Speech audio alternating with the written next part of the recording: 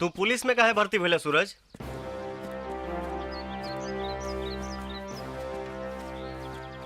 जुर्म के मिटावे खातिर मुजरिमन के देखिला तो हमरा देही में आग लग जाला। और जहां भी पोस्टिंग भइल मुजरिम मिलने की उनका की बस। और तू भाई? हम तो पुलिस फोर्स ज्वाइन कैले बनी भगवान के पावे खातिर। भगवान? हाँ मर्दे, आज के दुनिया के भगवान खाली एक के बा, पैसा। मजाक में भी ऐसा कोनो गलती मत करी पवन बाबू, ना तो सबसे पहले हम ही धरब। छोड़ ना यार, हमनी के ट्रेनिंग कैंप में कैद बानी जा, न जाने बाहर के दुनिया में का होत हुई। का होत हुई? जेकरा पास पैसा नहीं खे उ रोवत हुई, और जेकरा पास बाऊ धमाल करत हुई। नया नया ड्यूटी ज्वाइन कैले बड़ा तोहन लोग, और हम हूँ बहुत बरिस के बाद इलाका में ट्रांसफर लेके आयल बानी एक खास मकसद से, और वो मकसद है मलखान, जे एक छोट मोट गुंडा रहे और आज ये इलाका के बहुत बड़ बाहुबली हो चुकल बा। सरकारी अधिकारी से लेके एमएलए, यहाँ तक कि मंत्री लोग ओकर मुट्ठी में बा। अवैध हथियार, जाली नोट, लूटपाट, जमीन पर कब्जा, हत्या, ऐसा कोनो अपराध नहीं खे जो नहीं खे करत। बाकी ओकरा पकड़े खातिर कानून के हाथ छोट हो जाला। इस दरिंदा के पूरा साम्राज्य खत्म करे खातिर हमके आप लोग के सहयोग चाहिए, वो भी पूरी ईमानदारी और हौसला के साथ। यस सर। वेल देन ऑल द बेस्ट जेंटलमैन।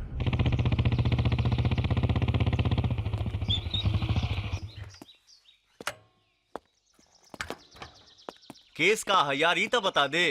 तू ना पढ़ले रहा? तू पढ़ले बड़ा ना, तू ही पूछताछ करी है। आओ चलो।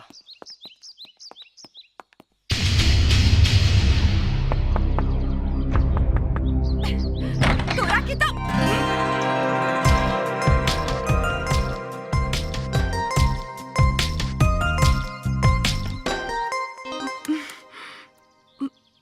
माफ करी साहेब, हम समझ लें कि तार का नाम है? जी सुंदरी। रवा बिरजू खातिर आयल बानी का साहेब? के लागला बिरजू तोहार? भाई हो हमार। ओके गलत फसावल जा रहल बा, वो चोरी नहीं के कैले। घर में और के बा? बाबूजी बीमार बाड़न।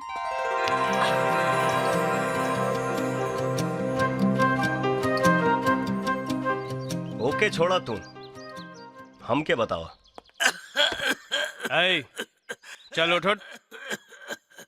मिश्रा जी के घरे चोरी भइल साहब। कोनो बदमाश हमार भाई के बटवा और ओकर जूता उठा के वहाँ रख देलस, और बटवा में बिरजू की फोटो रहे। बस राव लोग आईनी और हमार भाई के उठा के ले गईनी। बिरजू के दोस्तन के नाम का है? बिरजू। बिरजू के दोस्तन के नाम? बिरजू के दोस्त एक। साहिब हमार भाई के छोड़ दी, वो चोरी नहीं के कैले। हम का कर सकत नहीं सुंदरी? रउआ सब कुछ कर सकत नहीं दरोगा जी। अगर बिरजू के बटुआ जूता थाना से गायब हो अरे जाए तू पुलिस के चोरी करे कहता रे? पुलिस के कोनो नया काम तो कहत नहीं कि काहे गरम होता भाई।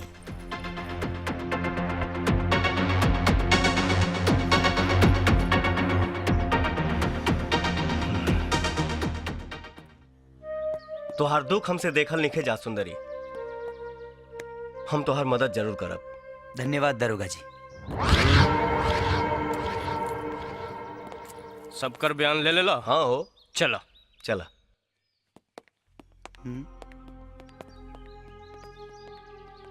अब बिरजू छूट जाई सुंदरी, छूट जाई।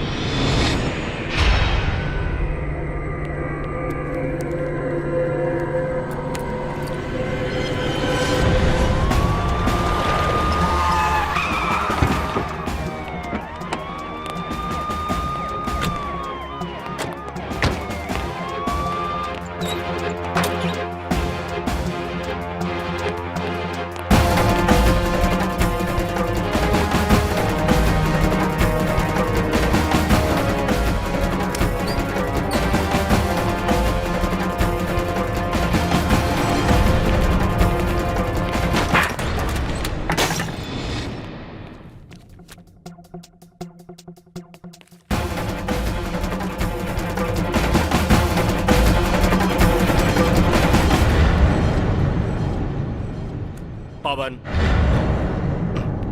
तोहर हाथ में काबा? कुछ ना सर, हम तो बस। हाथ दिखावा अपन,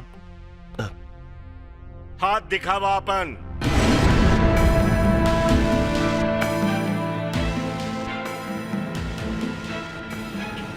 हे भगवान, सबूत मिटावे के कोशिश करते ले हैं। इनकर जेब के तलाशी ले। जी सर।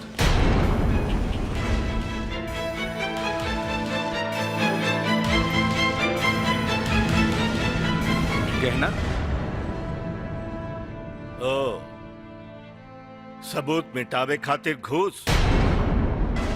वर्दी पहनला 2 दिन ना भइल और चोरी चमारी? अरे तोरा ऐसा आदमी कानून के बेस्या बना के अपराधी के गोद में बैठा देला। हमार बस चली तो तोरा के बीच चौड़ा में खड़ा करके गोली मार देती। एकर रिवॉल्वर और एकर बेल्ट निकाला। हमरा शर्म आवता कि तोरा जैसन आदमी के अपन दोस्त बनाई नहीं।